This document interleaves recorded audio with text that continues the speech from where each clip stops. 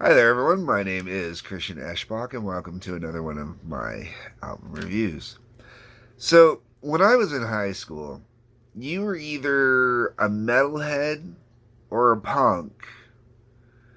And if you didn't fall into either of those categories, you were kind of outcasty, or you were preppy, or. But in the music scene, it was always pigeonholed of you were either a metalhead or you were a punk. That was the pigeonholing. When I took guitar class, that's how the class was split. You had the metalheads on one side, you had the punks on the other side. A couple of the people that weren't really punks, but they blended in with the punks, but they were really kind of just, alternative little preppies, whatever, posers. Anyways, and then you had poor me, who was really more of a classic hard rock or a proto metal kind of guy. Everybody else is all fawning over Slayer and Pantera and Sepultura was another big one at the time. Quite a few other bands in there. And I'm all like Black Sabbath and, well, I was pretty big on Typo Negative at the time too and stuff like that. But I was, like that's it. I was more in the darker. I was exploring my music, my multi genres. Anyways, the reason why I bring this up is in the early years of my high school, this was definitely, punk was the thing there was a big phase, big thing that swept through the city where there was, everybody was all of a sudden punk or wanted to be punk. And, right away everybody's brandishing, never mind the Bollocks, here comes the Sex Pistols. And if it wasn't the Pistols, it was the Ramones. And if you've ever watched any of my Ramones reviews, you may have heard me mention that, I kind of went against punk for a while because everybody was into punk, so I just wasn't into punk. And a lot of punk, I'm not a fan of. People will be like, oh, it's the message, man, it's the message. I'm like, yeah, I'm into music for the music. The words are cool, but I'm into music for the music.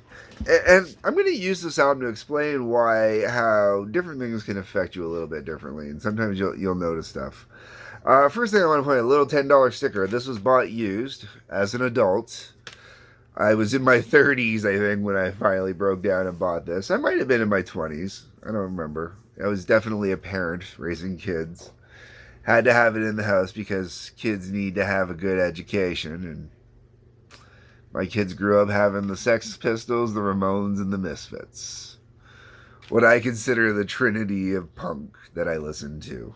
Alright. So you got Holiday in the Sun is the one that opens up this album.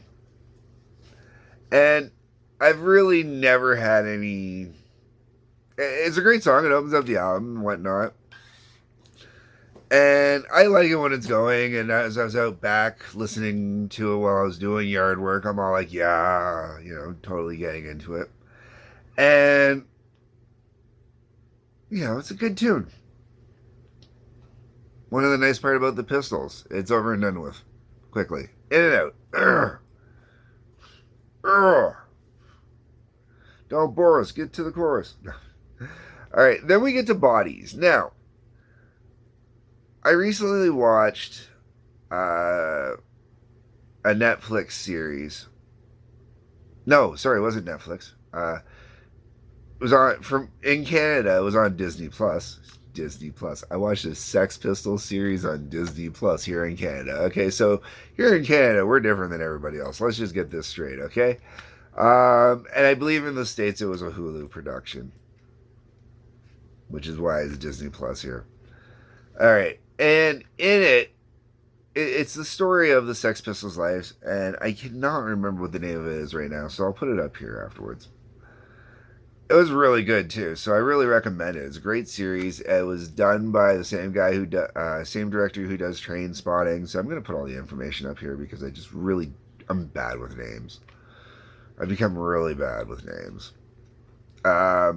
So the reason why I bring this up is throughout the movie, it actually shows the story behind a lot of the songs, and song number 2 on here, Bodies, is one of the ones where they really kind of drive home.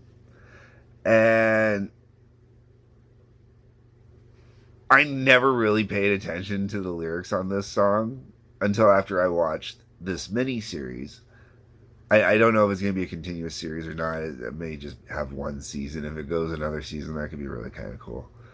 But I would like to see, yeah, or I liked seeing bodies on there and how it was done. And I was really, now that I listen to the song, it's like, wow, when you actually kind of see the story behind it, it kind of sticks out a little bit more than it used to. Um, No Feelings, not a bad tune. I'm not Liar, same thing. Not bad. It's okay. Problems. This one, I'm just not a huge fan of this song the whole way around. Like, my introduction to this song was Megadeth doing it, and I've already covered that on the Hidden Treasures album. And I wasn't huge on their version. I heard the original version afterwards, and I still wasn't huge on it. I'm just, what can I say? And then you got God Save the Queen. All right, so I like the story behind this one. I like the meddling involved in it, and how it ended up with the name God Save the Queen. Go, you gotta just watch this thing. Okay, God Save the Queen. Though, I mean, who doesn't enjoy that one? It's, it's one of the great punk classics, right? Everybody's got to know that one. 17. It's okay. It's okay. It's a typical song that's, in that frame. Anarchy in the UK. Okay, so I've even played this one live on stage with one of the bands I played with over the years. This is just a fun song to play. I'm sorry, it is. It is. As much as I hate to say otherwise, man, this is just a fun song to play. And here you got a bunch of classic rock metalheads up on stage, and we just kind of rip into it. It was good times. Downside is, you can only put so much energy in it when you're the drummer behind. So, Submission. I've always liked Submission. I've always dug it. I've always thought it was a really cool tune.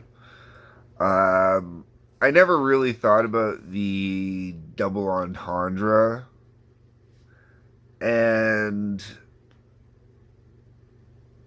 with or without the double entendre, it really is a great song. Um, and then you've got Pretty Vacant. Oh man, I have always, since the first time I ever heard this song, I have that we're so pretty, oh so pretty, we're vacant. I just, oh, it's that British accent that allows it to happen. It's so awesome. That's, yes. Juvenile, sure, but yes. New York, and then EMI. Okay, so I always appreciate a band doing a big middle finger to someone in the establishment. GNR has their Get in the Ring. The Pistols have EMI. And it's wonderful. I very much enjoy the middle finger. Realistically, I don't say a lot about this album. I kind of downplay a lot of this album. But this is an album that you honestly, like, if you're serious about being a fan, especially of rock music, and people can say what they want about punk and blah, blah, blah. You cannot be a real rock fan, I don't believe, if you don't own a copy of Nevermind the Bollocks. There, and it really is one of those albums that you do have to own. You gotta listen to it because sometimes you just want that raw, intense energy. And as much as I want to say that about the Misfits, or as much as I want to say, well, I can't say that about the Ramones. I have said that about the Ramones. Ramones have a couple albums you definitely have to own. And that's the thing is, the Pistols have only one real album, and this is it. Anything that released after this is not.